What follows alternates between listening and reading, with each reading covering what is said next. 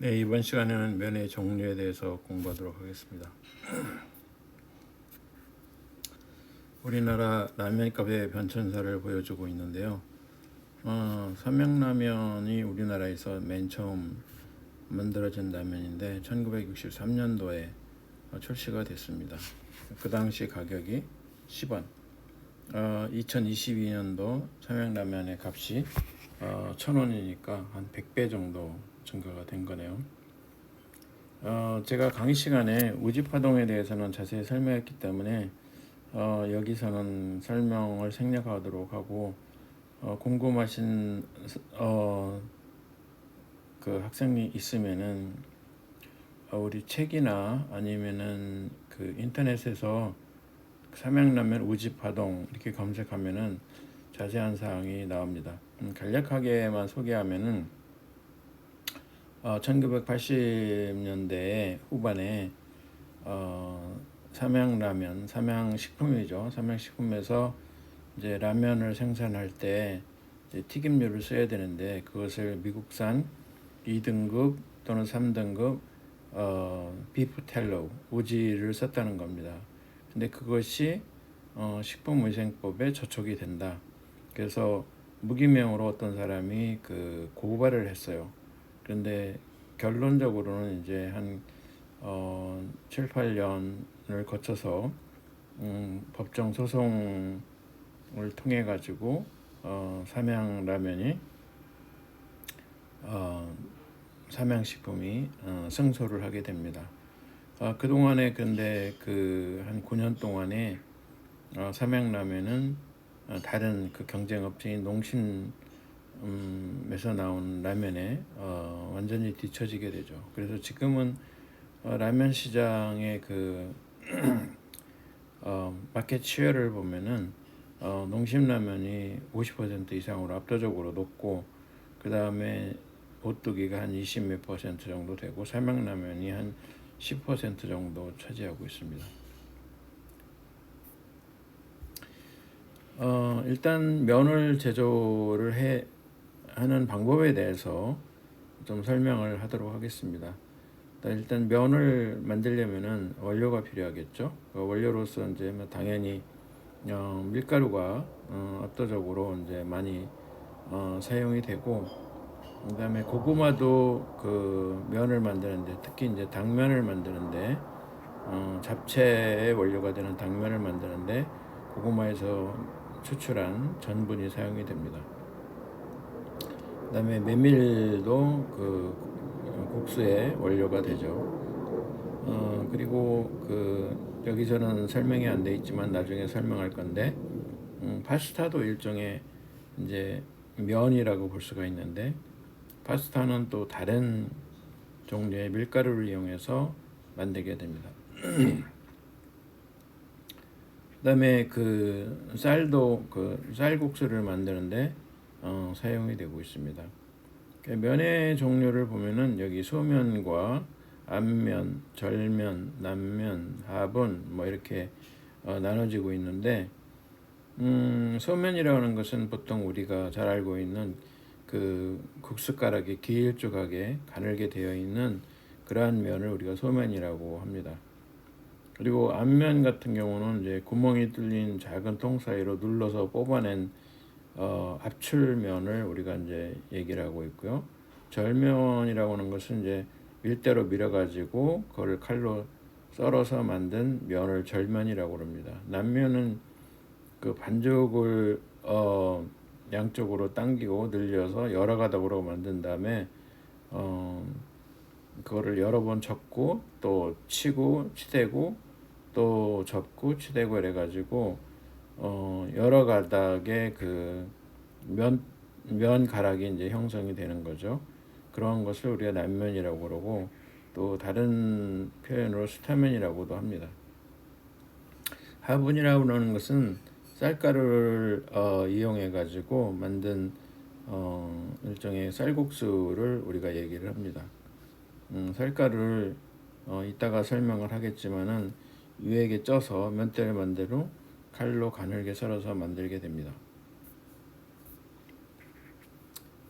이게 이제 조금 전에 설명했던 소면이고요.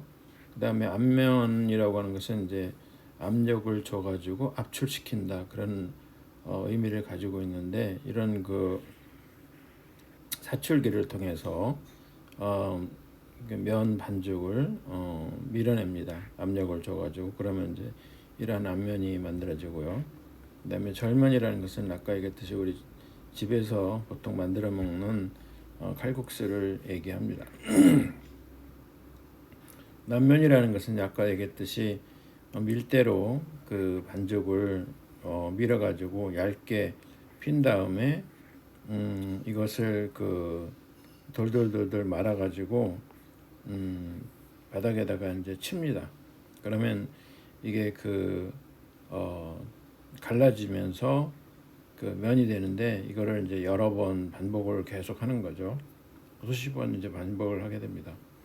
그다음에 화분이라는 것은 여기 보다시피 쌀가루를 가지고 약간 찝니다. 찐 다음에 그것을 얇게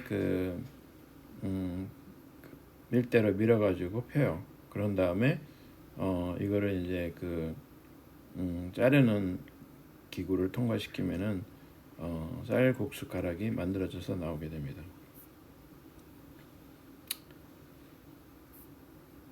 네, 그 다음에 이제 그 면발을 만들 때 가장 중요한 요소들이 몇 가지가 있는데 그거에 대해서 설명하도록 하겠습니다.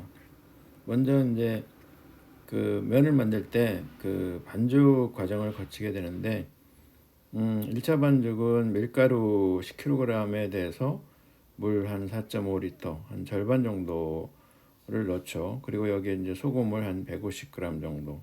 이게 이제 퍼센트로 환산하면 1 내지 한 3%가 됩니다.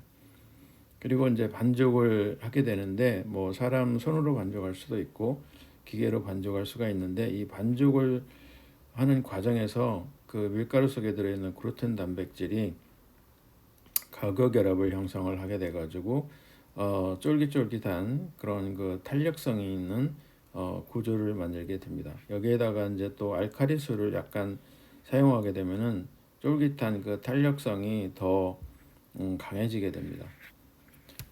그 다음에 이제 숙성 과정을 거치는데 그 밀가루 반죽을 해서 이제 그 공기가 이제 조금은 완전히 제거는 안 됩니다. 반죽을 해가지고 밀대로 민다고 그래가지고 공기가 완전히 제거되는 건 아니기 때문에 숙성 과정을 거쳐서 공기 입자를 더 줄이는 작업을 하게 됩니다. 보통 냉장고에서 2시간 내지 3시간 정도를 두게 되면은 공기 입자들이 줄어들게 되고 면대가 더 그 탱탱한 탄력성 있는 면대가 형성이 됩니다. 그 다음에 이제 2차 반죽은 면대를 최대한 넓게 펴서 숙성 중에 남아있던 공기들을 완전히 제거하게 되면은 더욱 쫄깃한 면이 되게 됩니다. 그래서 그 우리가 빵을 만들 때는 밀가루하고 물하고 이제 효모가 굉장히 중요한 역할을 했는데 면을 형성할 때는 소금이 굉장히 중요한 역할을 합니다. 이 소금은 여기에 나와 있듯이 한 5가지 정도 기능을 가지고 있는데 일단 글루텐의 그 탄력성을 강화시켜주는 그런 특징을 가지고 있고요. 그 다음에 두 번째는 저장이나 그 가공 중에 일어난 여러 가지 화학 변화를 억제를 합니다. 그리고 이제 더 중요한 것은 이게 소금이 들어가면은 유해 미생물 번식이 억제가 됩니다. 네 번째는 면의 맛을 좋게 해주고 5번째는 데치는 시간을 단축시키는 역할을 합니다. 그렇지만 너무 많은 소금을 또 사용하면은 오히려 그 면대 형성이 열악하게 되는 그런 역기능을 가지고 있습니다.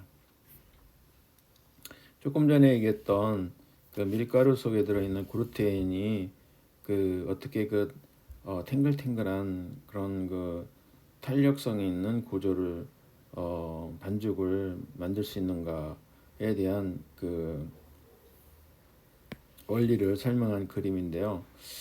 글루텐 단백질은 글루텐이라고 하는 단백질과 글리아딘 단백질이 서로 이렇게 가교 결합을 해가지고 이와 같은 형태를 형성한 것을 우리가 글루텐이다 이렇게 얘기를 합니다. 그러니까 글루텐은 하나의 단백질이 아니고 글루테닌이라는 단백질과 글리아딘 단백질이 혼합돼서 만들어진 거죠. 그래서 글루테닌 단백질 자체적으로도 이와 같이 이제 다이설파이드 본드라고 하는 이황화 결합이 이렇게 형성되어 있습니다. 사슬간 또는 사슬 내에서 이런 이황화 결합이 이렇게 형성이 되어 있어요. 그런데 이제 이것을 반죽을 하는 과정에서 이 다이설파이드 본드나 또는 그 여기 점점점점 되어 있는 이게 이제 수소 결합인데 수소 결합이 더 많이 형성이 됩니다. 이게 결합이 많이 형성이 되면 될수록 이 글루텐의 탄력성이 더 증가를 하죠. 그래서 다시 말하면은 그 이 면대 반죽의 탄력성이 더 증가를 하게 됩니다. 그 다음에 이제 그 밀가루 대신에 많이 쓰는 메밀에 대해서 조금 설명을 하면은 메밀은 그 비교적 낮은 기온에서 생육하고 생육기간이 짧은 그런 장점이 있어요. 그래서 우리나라 같은 경우는 강원도 특히 이제 그 강원도 평창 봉평이라고 하는 마을에 그 메밀이 굉장히 유명하죠. 뭐 우리가 그 이호석 소설의 메밀꽃 핀 무렵의 배경이 되는 것이 이제 강원도 평창의 봉평이라는 동네인데 이거는 그 식품학적으로는 풍미도 좋지만은 글루텐이 없어요. 그래서 이제 이 글루텐에 대해서 알러지가 있는 셀리악 디지즈 환자한테는 대체제로서 많이 사용이 됩니다. 또 폴리페놀 중에서 이제 루틴이라고 하는 성분이 많이 들어 있어서 항산화 작용을 하고 건강에 이제 유리한 거죠. 심장병이나 뇌졸중이 거의 다 이제 산화적 스트레스 때문에 생기는 건데 그걸 이제 억제를 해준다는 겁니다. 그리고 아미노산 조성도 비교적 양호하고 무기질 가운데 이제 아연, 구리, 망간 함량이 이제 높다고 알려져 있고 저항성 전분이라는 게 있는데 전분 중에서 그 우리 소화 효소에 의해서 소화 효소로 하면 이제 아밀레이스를 주로 의미하는데 이것에서 잘 분해가 안 되는 전분을 우리가 저항성 전분이라고 그러는데 이 저항성 전분은 약간 그 식이섬유하고 비슷한 특징을 가지고 있어요. 소화가 안 되기 때문에 대장으로 내려가서 대장의 기능을 좋게 해줍니다. 다시 말하면 대장에 있는 여러 가지 그 미생물들이 잘 자랄 수 있는 먹이가 돼가지고 대장균이 이제 유산균과 같은 좋은 균총으로 바뀌게 이렇게 이제 도와주는 거죠. 대장 환경이 좋아지면은 그만큼 건강에도 이제 유리한 거죠. 더구나 이제 저항성 전분은 또는 그 혈당을 낮추는 기능, 또 콜레스테롤 낮추는 기능, 또 담석을 예방하는 기능 이런 것을 가지고 있습니다. 지역별 국수 종류인데 뭐 한번 쭉 읽어보시면 뭐 될 것 같습니다. 제주도에 유명한 것이 이제 고기국수, 평안도, 한경도 이런데 각종 냉면하고 비빔냉면. 한경도는 이제 비빔면이 유명하고 평안도는 물냉면이 유명하죠. 그래서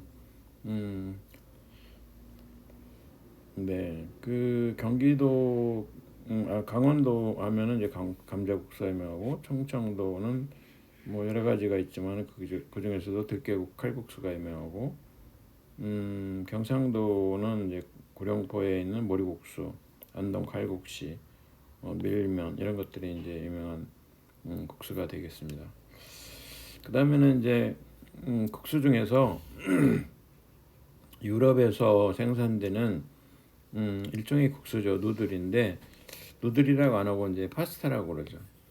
이 파스타는 이따가 설명을 하겠지만은 좀 다른 밀가루를 이용해서 세몰리나라고 하는 밀가루를 이용해서 만들게 되는데 굉장히 다양한 종류의 파스타가 있습니다. 예를 들면 스파게티, 뭐 라자냐, 뭐 루마케, 페투치네, 뭐 리가토니, 푸실리, 링귀니 뭐 이런 등등이 있는데 다 나름대로 이제 의미가 있어요. 마카로니는 이제 와 맛있다라는 그런 이태리 말로 그런 의미라고 그래요.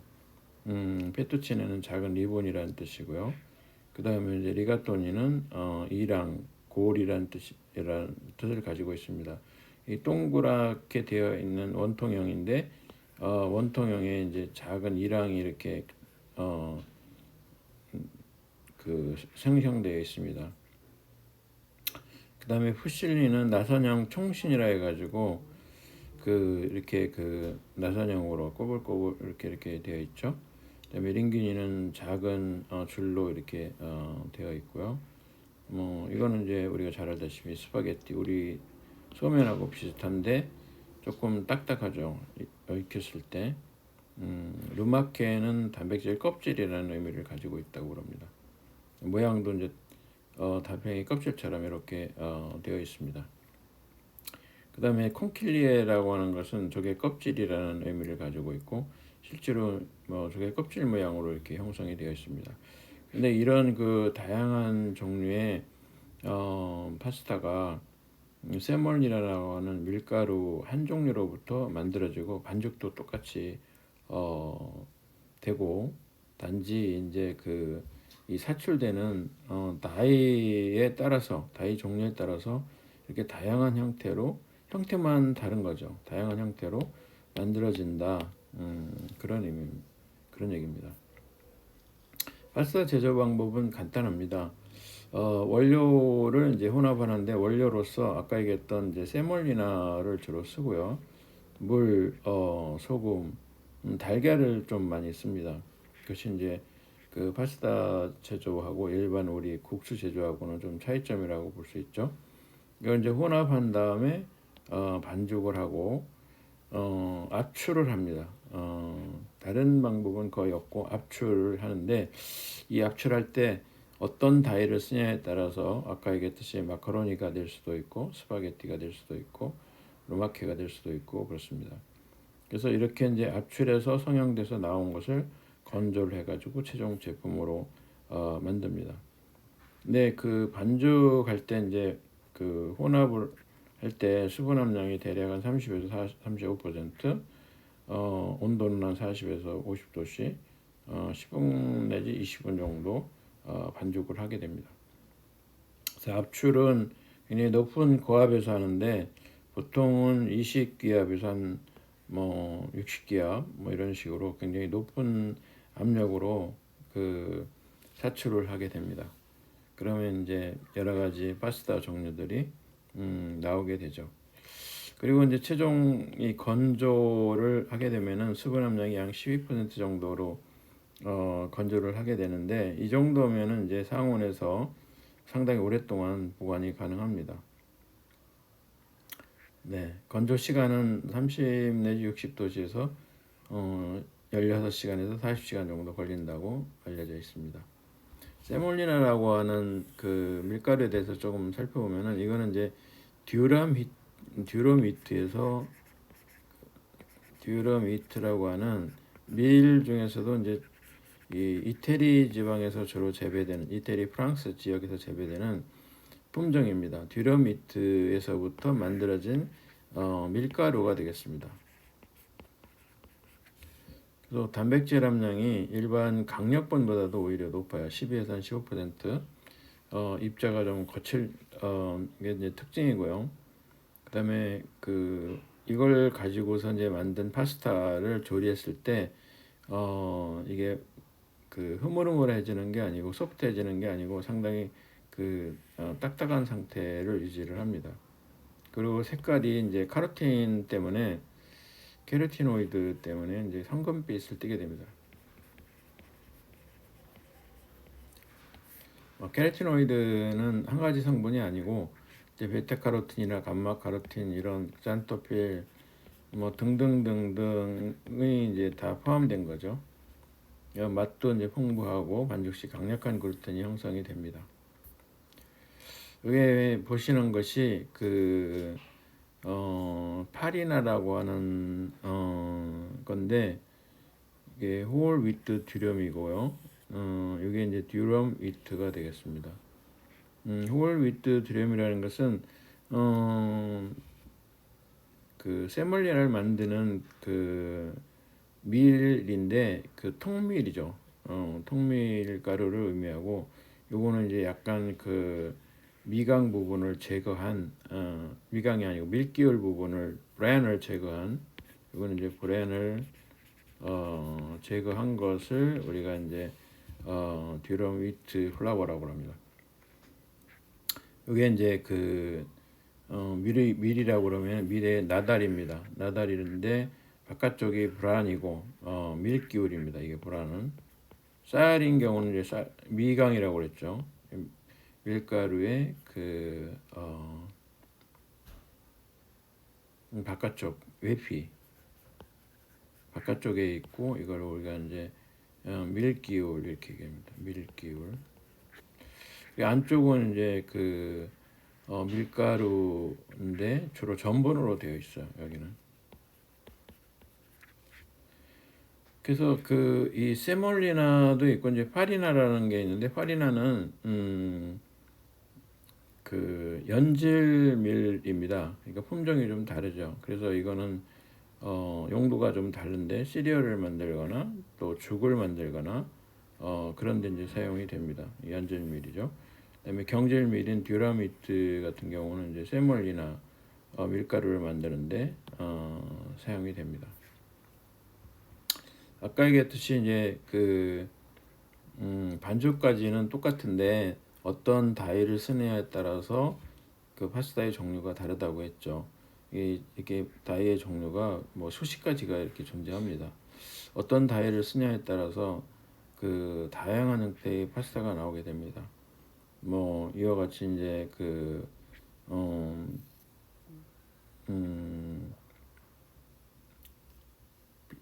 페투치네라든지 뭐 이런 것 같은 포실리 뭐 링귀니 뭐 등등등등이 이제 나오는 거죠.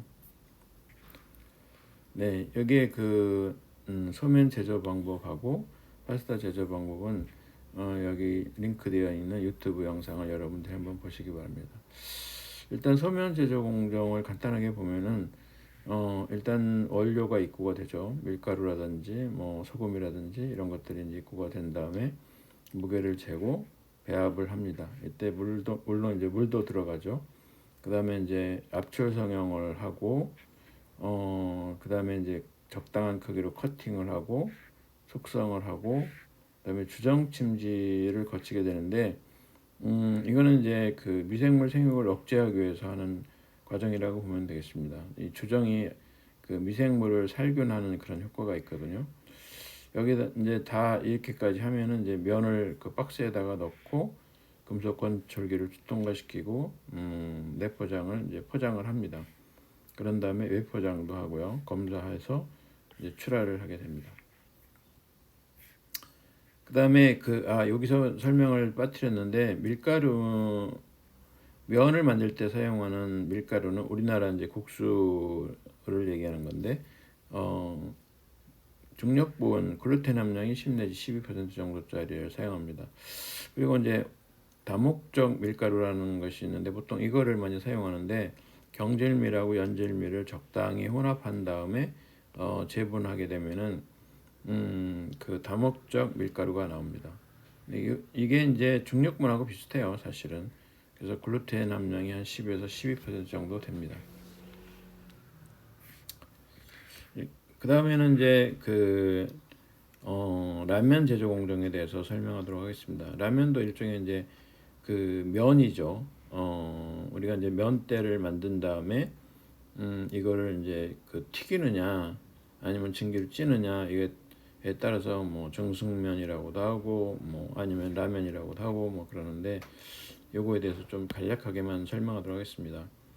일단 원료를 혼합을 하죠. 원료로서는 이제 밀가루 또 뭐 소금 밀가루의 한 10%가 되는 양이 되게끔 소금을 넣고 증점제도 넣고 증점제라는 것은 약간 좀 반죽을 점도가 좀 증가시키게 이렇게 하는 그런 성분이 되겠습니다. 영양 강화제, 예를 들어 비타민 같은 거, 모기질 이런 것들을 넣고 원료 이제 혼합을 하는데 반죽기를 기계를 이용해서 반죽을 하는데 이때 당연히 이제 물이 들어가야 되겠죠.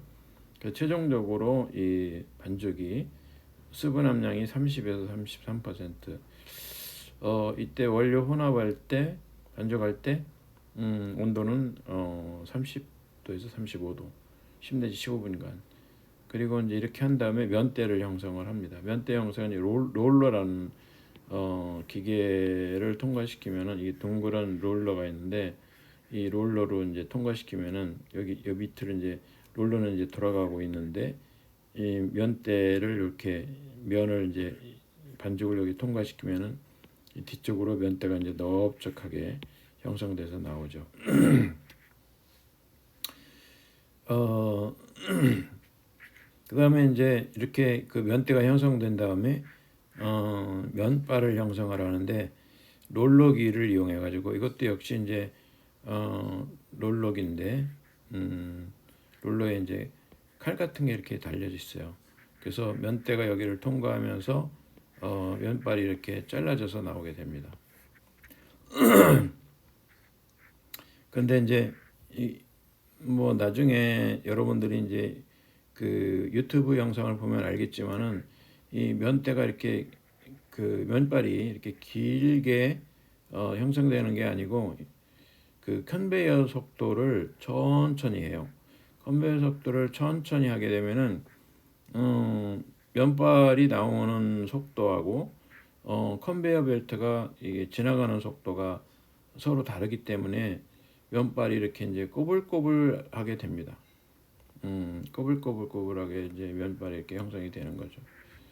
그래서 라면이 이제 꼬불꼬불해지는 겁니다. 이렇게 이제 꼬불꼬불하게 하게 하는 이유는 일단 그 나중에 열 전달이 잘 돼가지고 잘 조리가 잘 될 수 있도록 하는 것도 있고 또 부피를 감소시키는 그런 효과도 있습니다. 만약에 이렇게 일자로 되어 있다면 이제 봉지에 담았을 때 긴 봉지가 되겠죠. 근데 만약에 이렇게 꼬불꼬불꼬불꼬불하게 만들면은 이렇게 우리가 보통 보는 라면 봉지에 다 넣을 수가 있습니다.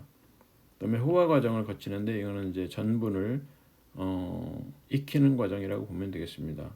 우리가 호화에 대해서는 공부를 했었죠. 전분이 물과 결합을 해서 수소 결합을 해서 소화가 잘 되기 쉬운 그런 상태로 되는 과정을 호화라고 한다.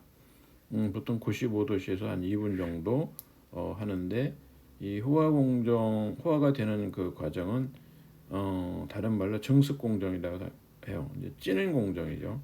그러니까 면발을 이제 찌는 겁니다. 그다음에 이제 성형을 하고요. 성형을 하고 기름에서 이제 튀깁니다. 유탕. 그리고 냉각을 시키고 그다음에 별도로 여기서는 이제 스프를 만들어 가지고 여기다가 이제 집어넣습니다. 그리고 마지막으로 이제 포장을 하고 빨랫대에 이제 넣어 가지고 이제 그 빨랫대라는 건 다른 게 아니고 그냥 그 이 포장된 라면을 이렇게 포개 놓는 쌓아 놓는 그런 나무판을 얘기를 합니다.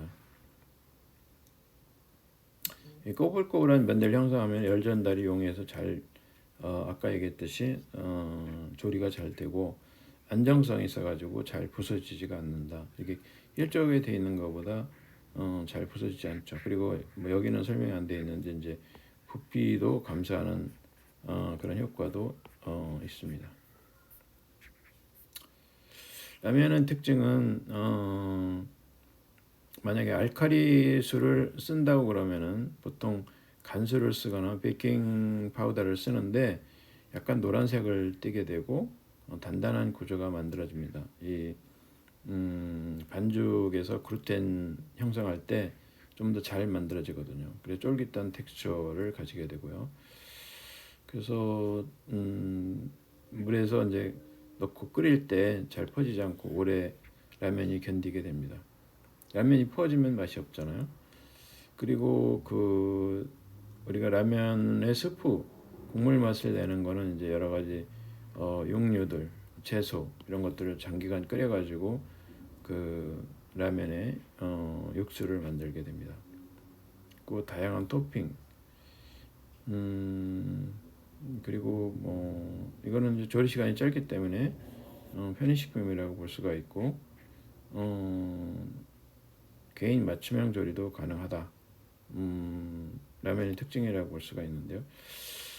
그리고 이제 그 라면 중에서 컵라면이라는 게 있는데 컵라면은 이 라면하고 좀 달리 밀가루로 만드는 게 아니고 전분으로 만들어요. 그래서 이 물을만 부어도 바로 그 먹을 수 있는 그런 상태로 이제 될 수가 있는 거죠. 뭐 3분이나 뭐 5분이나 이렇게 기다리면은 우리가 먹을 수 있는 상태로 이제 다시 호화가 되는 그런 것이 이제 컵라면인데 우리가 봉지면 같은 경우 그런 경우는 이제 컵라면하고는 달리 밀가루로 만들게 됩니다. 라면은 영양학적으로 그렇게 바람직하지 않은 식품입니다. 칼로리가 좀 높고 단백질은 또 낮고 지방 함량 높고 지방이 기름에 튀겼으니까 식이섬유 당연히 낮겠죠. 그리고 또 그 나트륨 함량은 높습니다. 그 우리가 잘 알다시피 라면의 스프에 나트륨이 소금이 많이 들어 있어요. 그리고 비타민과 무기질 함량이 낮고 그래서 라면은 사실은 뭐 정크푸드에 속한다고 봐도 과언이 아닌데 어쨌든 칼로리도 있고 뭐 또 기호성도 있고 그래서 이제 많은 사람들한테 사랑을 받고 있죠. 네.